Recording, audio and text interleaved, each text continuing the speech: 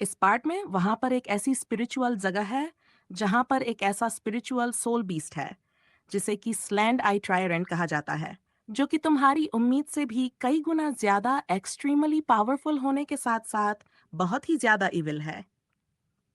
इसके बाद वो कहानी में आगे बताते हुए कहती है कि हजारों साल पहले जो स्लैंड आई टाइन क्लैन का सबसे स्ट्रांगेस्ट था, उसकी पावर तो बियॉन्ड इमेजिनेशन थी। इसके बाद वह आगे बताने लगती है कि मैं अपनी जिंदगी में एक बार उस स्टार फॉरेस्ट में एंटर हुई थी।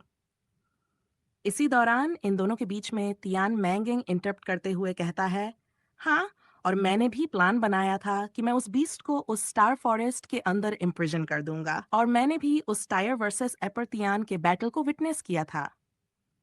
दोनों ही बहुत ही ज्यादा ताकतवर थे, यहाँ तक कि उन दोनों की फाइटिंग 3 दिन और 3 रात तक बिना रुके चलती रही, और उनके पावर का इम्पैक्ट इस हद तक था कि आसपास की चीजें डिस्ट्रॉय हो रही थीं। लेकिन वो टरेंट इतना ज्यादा पावरफुल होने के बावजूद हम देखते हैं कि एंड में तियान ही जीता था। पर जो टरन का रूलर था वो अपनी हार मानने के लिए राजी नहीं था। इसी वजह से उसने पूरे स्टार फॉरेस्ट को डिस्ट्रॉय करने की भी कोशिश की। यहाँ पर स्नो एमरेस भी उन सभी की कहानी सुनती है, और वह यूहा के कंधे पर बैठी हुई कहती है, उसने बहुत गलत किया। जिस पर यूहा भी कहता है, भला ऐसा कौन करता है। इस पर तियानमेंग आगे बताता है, हाँ, और इसी वजह से टार फॉरेस्ट में एक ऐसी डीपेस्ट जगह है जो कि बहुत ही ज्यादा डेंजरस है, और जहां से एक बहुत ही ज्यादा मिस्टीरियस वॉइस भी आती है जिसने कि उसे पूरी तरीके से रिस्ट्रेन कर दिया था। यह सुनते ही हम देखते हैं कि स्नो एप्रेस बहुत ही ज्यादा डर जाती है, और यहाँ पर यूहा कहने लगता है, क्या, एक मिस्टीरियस वॉइस और वह भी स्टार फॉरेस्ट में? इनडायरेक्टली तुम ये बताना चाहती हो कि वहां पर कुछ ऐसा है जो कि हैबिन डिफाइन से भी कई गुना ज्यादा टेरिफाइंग है। सीन शिफ्ट होता है और हमें कुछ लोगों को दिखाया जाता है जहां पर वो आपस में बात कर रहे होते हैं। वो लोग उन्हीं होस्टेजेस की बात कर रहे होते हैं जिन्हें कि सनम एम्पायर ने एज अ होस्टेजेस बनाकर रखा है। इसी के साथ वो लोग अपने दुश्मनों के इलाकों के बारे में अपने मैप में डिस्कस कर रहे होते हैं।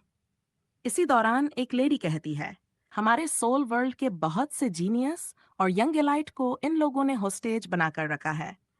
साथ ही सनम मून अम्बेरर इस वक्त पूरी तरीके से हाई अलर्ट पर हैं। जिस पर दूसरी लेडी कहती है, लगता है कि वो लोग इस बार पहले से भी कई गुना ज्यादा गंदी चाल चलने वाले हैं। दूसरी लेडी कहती है, मुझे यकीन है कि इन सभी कामों में होली चर्च के किसी एविल मास्टर का भी उनका हाथ जरूर होगा, और उनकी चालों का तो हम सभी को पता है। वो लोग बहुत ही गंदे मेथड्स को यूज करते हैं, बस उन्हें जीतने से मतलब होता है। ये सारी बातें सुनने के बाद मास्टर शान को बहुत ही ज्यादा गुस्सा आ जाता है, और फिर वो कहने लगते हैं, जो स्ट्रैग एकेडमी है वो हम सभी सोलस्टर्स की होली लाइन है। साथ ही सैकड़ों से भी ज्यादा सोल मास्टर्स इस वक्त उनके कब्जे में हैं। इसके बाद वो गुस्से के साथ खड़े होते हुए कहते हैं, चाहे जो हो जाए, पूरी की पूरी श्रक एकेडमी को उनके रेस्क्यू की जिम्मेदारी अपने कंधों में उठाना ही होगा।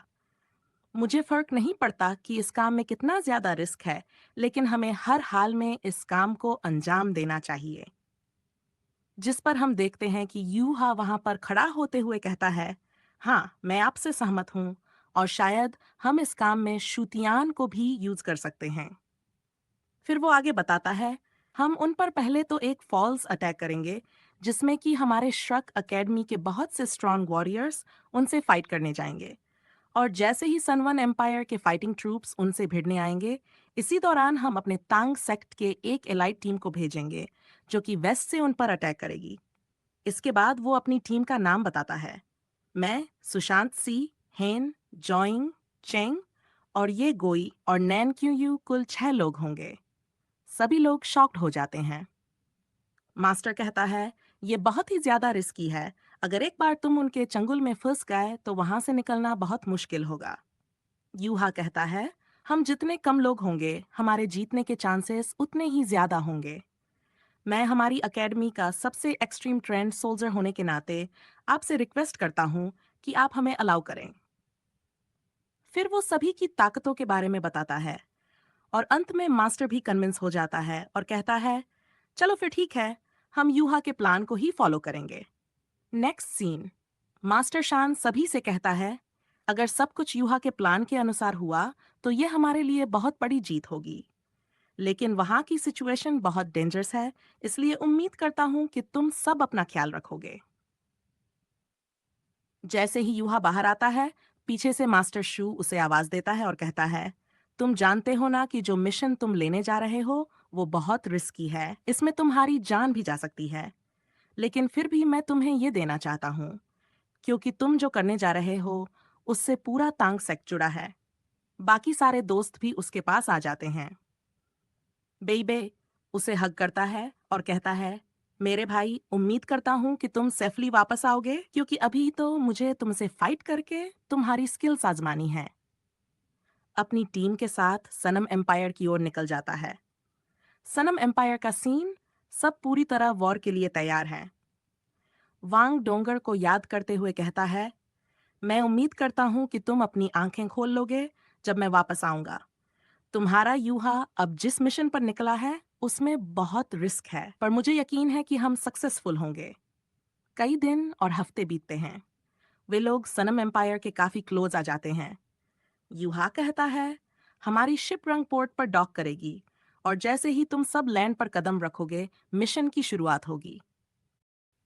इसी के साथ हमें यूहा को दिखाया जाता है, जहां पर वो सभी को बताता है कि हमारी जो शिप है वो रंग पोर्ट पर डॉक करेगी और जैसे ही तुम सभी लोग अपना कदम लैंड पर रखोगे तो हमारे मिशन की शुरुआत हो जाएगी। और यहाँ पर मैं तुम सभी के एक्शंस को डायरेक्ट करूंगा, जिस पर हम देखते हैं किस भी लोग एग्री कर जाते हैं। इसी के साथ हमें रात का सीन दिखाया जाता है, जहां पर हम किन दाऊ दाऊ को देखते हैं, जो कि दुश्मन के हर एक चप्पे चप्पे पर नजर रखे हुए होता है। वह बताता है कि हमारे दुश्मन ने अपने हर एक ठिकाने पर बहुत ही भारी भरकम तैनाती की है। यकीन नहीं होता कि सिनेमन एम्पायर विलिंगली इतना ज्यादा इन्वेस्ट कर सकती है, क्योंकि यहाँ की सिक्योरिटी बहुत ही ज्यादा टाइट है। जिस पर यान शाजी कहता है कि यहाँ की सिक्योरिटी जितनी ज्यादा टाइट होगी उतना ही यू हाउ की टीम के लिए आसान होगा। जिस पर दूसरा पर्सन कहने लगता है कि हाँ, आपने सही कहा, हमें से यहाँ पर उसके प्लान के अकॉर्डिंग एक सीन को क्रिएट करना होगा जिससे यू की टीम को मौका मिल जाए और वो लोग वेस्ट से अटैक करें। इसी दौरान दूसरा मास्टर अपनी वॉच को देखे हुए हताहकिल कहता है कि हमारे प्लान को अंजाम देने का वक्त आ गया है। इसी दौरान हम यहाँ और उसकी टीम को देखते हैं, जहां पर वो लोग चारों तरफ जाते हैं। जिसके बाद मास्टर शान कहते हैं कि हम जो यहाँ पर झेल रहे हैं वो कुछ भी नहीं, कि उनकी जान सबसे ज्यादा खतरे में है। इसी के साथ वो फाइनली सभी से कहते हैं कि प्लान को शुरू। जिसके बाद हम देखते हैं कि सारे लोग वहां पर जितने भी थे वो सभी लोग अपने अपने डिवाइन वेपन को वहां पर बाहर निकालने लगते हैं। जिसके बाद फाइनली हम देखते हैं कि मास्टर शान अपने पावर के ओरा को रिलीज करते हैं, जिससे पोर्ट के आसपास मौजूद सारे वेपन से डिस्ट्रॉय हो जाते हैं। और जैसे ही पोर्ट के आसपास तैनात सोल्जर्स की नजर उन पर पड़ती है, सभी लोगों का फोकस उनकी तरफ डाइवर्ट हो जाता है और वो लोग तेजी से उनकी तरफ बढ़ने लगते हैं। वो लोग सभी के सभी अपने हाई ग्रेड और टॉप क्वालिटी के वेपन से उन पर अटैक करना शुरू कर देते हैं। यहाँ पर ताबड़तोड़ गोलाबारी इन सभी पर हो रही होती है, जिसका फायदा उठाते ही युवाहा अपनी टीम को कहता है कि हम सभी को चारों तरफ फैल जाना है। और जिसके बाद सभी लोग फुल स्पीड के साथ सनराइज सिटी की तरफ बढ़ो कहते साथ ही हम देखते हैं कि वहां मौजूद सभी लोग चारों तरफ फैल जाते हैं और वो लोग फुल स्पीड के साथ सनराइज सिटी की तरफ बढ़ रहे होते हैं।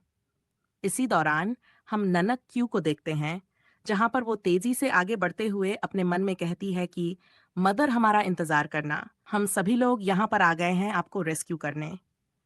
बस थोड़ा सा और प्लीज हिम्मत मत हारना। आज हम सब मिलकर आपको यहाँ से बाकी सबके साथ रेस्क्यू जरूर करेंगे। इसी के साथ वो भी आगे बढ़ जाती है।